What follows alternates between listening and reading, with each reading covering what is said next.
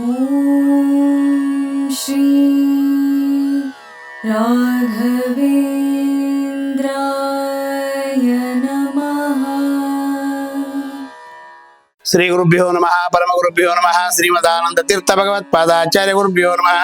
ಶ್ರೀ ವೇದವ್ಯಾಸಾಯ ನಮಃ. ಲಕ್ಷ್ಮೀ ಹಯಗ್ರೀವಾಯ ನಮಃ. ಲಕ್ಷ್ಮೀ ವೆಂಕಟೇಶಾಯ ನಮಃ.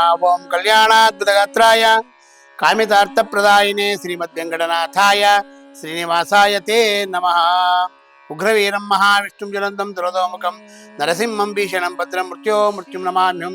ಶ್ರೀ ಕ್ಷೇತ್ರ ಆಗಿರ್ತಕ್ಕಂಥ ಜ್ವಾಲಾ ಭವರೋಗ ವೈದ್ಯ ಲಕ್ಷ್ಮೀ ನರಸಿಂಹದೇವರ ಸನ್ನಿಧಾನ, ನವನರಸಿಂಹದೇವರ ಸನ್ನಿಧಾನ, ಸಂತಾನ ಗೋಪಾಲಕೃಷ್ಣ ಇರ್ತಕ್ಕಂಥ ಸನ್ನಿಧಾನ, ಅದರಲ್ಲೂ ವಿಶೇಷವಾಗಿ ಮುಖ್ಯ ಪ್ರಾಣ ದೇವರ ಸನ್ನಿಧಾನ, ರಾಯರ ಮೃತಿಕಾ ಬೃಂದಾವನದಲ್ಲಿ ವಿಜೇಂದ್ರ ತೀರ್ಥರು, ಜಯತೀರ್ಥರು, ರಾಯರು ಮೂರೂ ಮೃತಿಕೆ ಇರ್ತಕ್ಕಂಥ ಇಂತಹ ಕ್ಷೇತ್ರದಲ್ಲಿ ರಾಘವೇಂದ್ರ ಸ್ವಾಮಿಗಳು ಪ್ರತಿಯೊಬ್ಬರಿಗೂ ಆರೋಗ್ಯ, ಒಳ್ಳೆ ಭಾಗ್ಯ, ಒಳ್ಳೆ ಸಂಪತ್ತನ್ನು ಕೊಟ್ಟು ಅವರವರ ಕುಲವನ್ನ ಉದ್ಧಾರ ಮಾಡಲಿ ಅಂತೇಳಿ ಭಗವಂತನಲ್ಲಿ ಪ್ರಾರ್ಥನೆ ಮಾಡ್ತಾ, ಇದೇ 16ನೇ ತಾರೀಕು ವಿಶೇಷವಾಗಿರ್ತಕ್ಕಂಥ ದಿನ ಗುರುವಾರ. ಆ ಗುರುವಾರದೊಂದು ವಿಶೇಷವಾಗಿ ಚತುರ್ಥಿ ಪ್ಲಸ್ ಅಮಾವಾಸ್ಯೆ, ಅಕ್ಷಯ ಅಮಾವಾಸ್ಯೆ ಅಂತ ಬರುತ್ತೆ. ಅಕ್ಷಯ ತೃತೀಯ, ಬಸವ ಜಯಂತಿ, ಆ ಅಮಾವಾಸ್ಯೆ ಬಂದಿರೋದ್ರಿಂದ ವಿಶೇಷವಾಗಿರ್ತಕ್ಕಂಥ ನಿಮಗೆ ಯಾವುದೇ ರುಜಿನ ರೋಗಗಳಿದ್ರೂ ಪರಿಹಾರ ಆಗ್ತಕ್ಕಂಥ ದಿನ. ಆ ದಿನದೊಂದು ವಿಶೇಷವಾಗಿ ರಾಘವೇಂದ್ರ ಸ್ವಾಮಿಗಳಿಗೆ, ಹನುಮಂತ ದೇವರಿಗೆ, ನರಸಿಂಹದೇವರಿಗೆ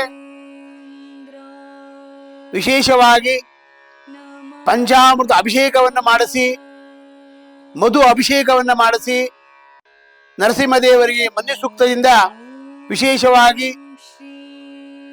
ಮಂಜುನಾಮಕನಾಗಿರ್ತಕ್ಕಂಥ ಪರಮಾತ್ಮ ಲಕ್ಷ್ಮೀ ನರಸಿಂಹದೇವರ ಹಿರಣ್ಯಕಶಿಪುನನ್ನು ಯಾವ ರೀತಿಯಾಗಿ ಸಂಹಾರ ಮಾಡೋದ್ನೋ ಅದೇ ರೀತಿಯಾಗಿ ಭಗವಂತನನ್ನ ಆ ಮನ್ಯು ಸೂಕ್ತದಿಂದ ನಾವು ಅಭಿಷೇಕವನ್ನು ಮಾಡಿದಾಗ ನರಸಿಂಹದೇವರಿಗೆ ವಿಶೇಷವಾಗಿರ್ತಕ್ಕಂಥ ಫಲ, ವಿಶೇಷವಾಗಿರ್ತಕ್ಕಂಥ ಅನುಗ್ರಹ, ವಿಶೇಷವಾಗಿರ್ತಕ್ಕಂಥ ಕಳತ್ರ ದೋಷ, ನಿಮಗೆ ಕೋರ್ಟು ಕಚೇರಿಗಳು ಏನೇನಿದೆ ಎಲ್ಲವೂ ಪರಿಹಾರ ಆಗ್ತಕ್ಕಂಥದ್ದು, ಮತ್ತೆ ದುಷ್ಟಶಕ್ತಿಗಳಿಂದ ಪರಿಹಾರ ಆಗ್ತಕ್ಕಂಥ ದಿನ.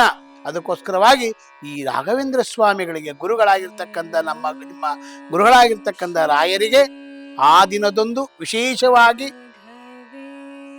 ಚತುರ್ದಶಿ, ತ್ರಯೋದಶಿ, ಚತುರ್ದಶಿ, ಅಮಾವಾಸ್ಯೆ, ಅದಕ್ಕೋಸ್ಕರವಾಗಿ ಚೈತ್ರ ಮಾಸದಲ್ಲಿ ವಿಶೇಷವಾಗಿ ಬಂದಿರತಕ್ಕಂಥದ್ದು ಚತುರ್ದಶಿ ಮತ್ತೆ ಅಮಾವಾಸ್ಯೆ. ಅದು ಅಮಾವಾಸ್ಯೆ ಆಮೇಲೆ ಬರುತ್ತದೆ. ಅದಕ್ಕೋಸ್ಕರವಾಗಿ 2 ದಿನವೂ ಅಮಾವಾಸ್ಯೆ ಇರೋದ್ರಿಂದ 16 ಮತ್ತೆ 17 2 ದಿನಗಳು ಅಮಾವಾಸ್ಯೆ ಇರೋದ್ರಿಂದ ಈ ಪೂಜೆಯನ್ನ ರಾಯರಿಗೆ, ರಾಯರ ಮಠದಲ್ಲಿ ಹೋಗಿ, ಇಲ್ಲ ನರಸಿಂಹದೇವರ ಸನ್ನಿಧಾನಕ್ಕೆ ಹೋಗಿ, ವಾಯುದೇವರ ಸನ್ನಿಧಾನಕ್ಕೆ ಹೋಗಿ ಅಲ್ಲಿ ಬೆಲ್ಲದ ಆರತಿಯನ್ನ ಮಾಡಿ, ತುಪ್ಪದ ಆರತಿಯನ್ನ ಮಾಡಿ, ಆ ಆರತಿಯಿಂದ ವಿಶೇಷವಾಗಿ ನಮ್ಮಲ್ಲಿರ್ತಕ್ಕಂಥ ರುಜಿನ ರೋಗಗಳೆಲ್ಲವೂ ಪರಿಹಾರ ಆಗ್ತಕ್ಕಂಥದ್ದು ವಿಶೇಷವಾಗಿರ್ತಕ್ಕಂಥದ್ದು.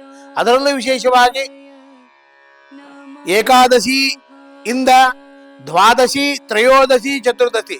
ತ್ರಯೋದಶಿ ವಿಶೇಷವಾಗಿರ್ತಕ್ಕಂಥ ಹನುಮಂತ ದೇವರು, ಚತುರ್ದಶಿ ವಿಶೇಷವಾಗಿ ಅನಂತ ಪದ್ಮನಾಭನಾಗಿರ್ತಕ್ಕಂಥ ಅನಂತ ಪದ್ಮನಾಭ, ಅಮಾವಾಸ್ಯೆ ವಿಶೇಷವಾಗಿರ್ತಕ್ಕಂಥದ್ದು. ಅದಕ್ಕೋಸ್ಕರವಾಗಿ ಈ ಚೈತ್ರ ಮಾಸದ ವಿಶೇಷವಾಗಿರ್ತಕ್ಕಂಥ ದಿನದೊಂದು ಅಮಾವಾಸ್ಯೆ ಅಕ್ಷಯ ತೃತೀಯ ಬಂದಿರೋದ್ರಿಂದ ಆ ದಿನದಿಂದ ಶುರು ಆಗುತ್ತೆ ಅಕ್ಷಯ ತೃತೀಯ ಅಮಾವಾಸ್ಯೆ ಅಂತ ಕರೀತಾರೆ ಇದಕ್ಕೆಲ್ಲ.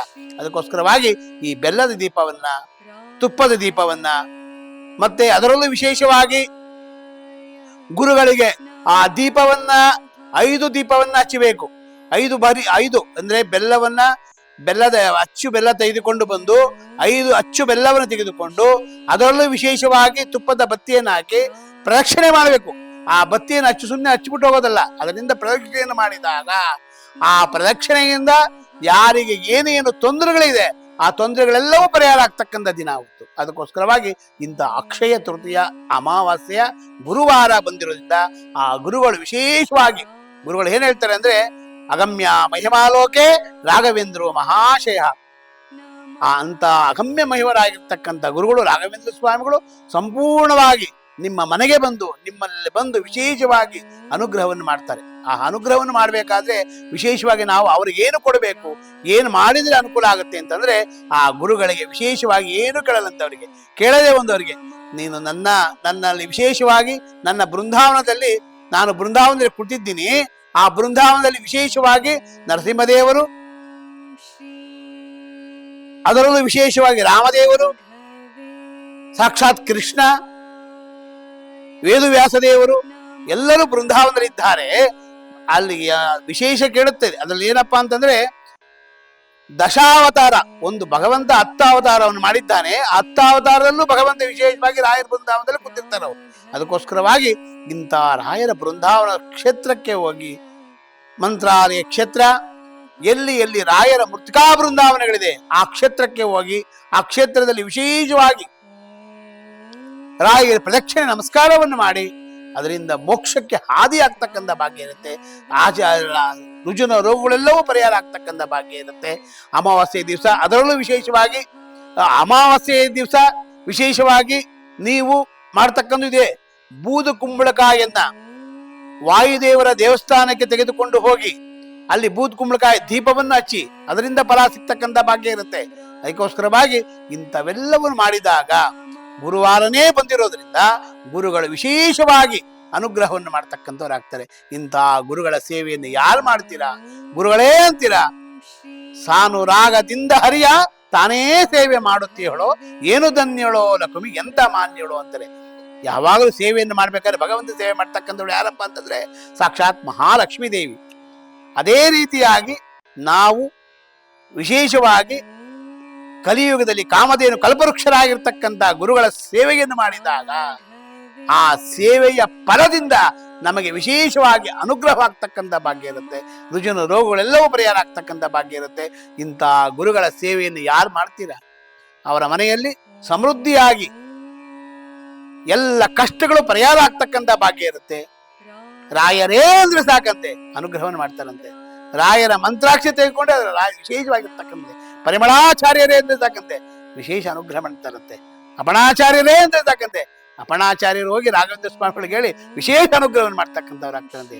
ವಾಗಿಂದ ತೀರ್ಥರೇ ಅಂದ್ರೆ ಸಾಕಂತೆ ವಾಗಿಂದ ತೀರ್ಥರು ಪ್ರತಿದಿನ ಸಾಯಂಕಾಲ ರಾಘವೇಂದ್ರ ಸ್ವಾಮಿಗಳಿಗೆ ನಾವೆಲ್ಲರೂ ಇವೆಲ್ಲ ಕೇಳ್ತಾ ಇದ್ದೀರಿ, ಇವೆಲ್ಲ ಇದು ಮಾಡಿದಿರಿ, ಗುರುಗಳೇ ಇಂಥವೆಲ್ಲ ಮಾಡಿದರೆ ಅವ್ರಿಗೆ ಹಾದಿ ಮಾಡಿ ಮೋಕ್ಷವನ್ನು ಕೊಡಿ ಅಂತಾರಂತೆ. ಇವರೆಲ್ಲ ವಿಶೇಷವಾಗಿ ಹೇಳಿ ಆ ವಾಯುದೇವರಿಗೆ ಹೇಳಿ, ವಾಯುದೇವರು ರಾಮದೇವರಿಗೆ ಹೇಳಿ ವಿಶೇಷವಾಗಿ ಅನುಗ್ರಹವನ್ನು ಮಾಡ್ತಕ್ಕಂಥವ್ರಾಗ್ತಾರೆ. ಇಂಥ ಅಮಾವಾಸ್ಯೆ ಗುರುವಾರನೇ ಬಂದಿರೋದ್ರಿಂದ ಗುರುಗಳು ವಿಶೇಷವಾಗಿ ಅನುಗ್ರಹವನ್ನು ಮಾಡ್ತಾರೆ. ಆ ಗುರುಗಳ ಅನುಗ್ರಹ, ರಾಯರ ಅನುಗ್ರಹ ನಿಮಗೆಲ್ಲರಿಗೂ ಸಂಪೂರ್ಣವಾಗಿ ಆಗಲಿ ಅಂತೇಳಿ ಭಗವಂತನಲ್ಲಿ ಪ್ರಾರ್ಥನೆ ಮಾಡ್ತಾ, ತಪೋ ವಿದ್ಯೆ ವಿರಕ್ತ್ಯಾದಿ ಸದ್ಗುಣೋಗಾಕರಾಹನಂ ವಾದಿರಾಜ ಗುರುರ್ವಂದೇ ಅಯಗ್ರೀವ ಪದಾಶ್ರಯ ಪೂಜ್ಯಾಯ ರಾಘವೇಂದ್ರಾಯ ಸತ್ಯ ಧರ್ಮರಥಾಯ ಚ ಭಜತಾಂ ಕಲ್ಪವೃಕ್ಷಾಯ ನಮತಾಂ ಕಾಮಧೇನುವೆ ದೂರ್ವಾದಿ ಧ್ವಾಂತರವೇ ವೈಷ್ಣವೇಂದ್ರೇ ವರಂದ್ರೇ ಶ್ರೀ ರಾಘವೇಂದ್ರ ಗುರುವೇ ನಮೋ ಅತ್ಯಂತ ದಯಾಳವೇ. ಪುಟ್ಟರಾಯರೇ, ಏನ್ ಮಾಡ್ತಿದ್ದೀರಾ? ಪ್ರತಿದಿನ ನಮ್ಮಪ್ಪ ಅಮ್ಮ ನಿಮ್ಮ ಚಾನೆಲ್ ನ ಎಲ್ಲಾ ವಿಡಿಯೋಗಳನ್ನ ನೋಡುತ್ತಾರೆ, ಆದ್ರೆ ಸಬ್ಸ್ಕ್ರೈಬ್ ಶೇರ್ ಮಾಡೋದು ಮರೆತಿದ್ದಾರೆ. ಅದಕ್ಕೆ ನಾನು ಸಬ್ಸ್ಕ್ರೈಬ್ ಶೇರ್ ಮಾಡ್ತಿದ್ದೆ, ಕಮೆಂಟ್ ಕೂಡ ಮಾಡ್ತಿದ್ದೆ. ಹಾಗಾದ್ರೆ ನೀವು ಕೂಡ ಸಬ್ಸ್ಕ್ರೈಬ್ ಶೇರ್ ಕಮೆಂಟ್ ಮಾಡಿ ಪ್ಲೀಸ್. ಓಂ ಶ್ರೀ ರಾಘವೇಂದ್ರ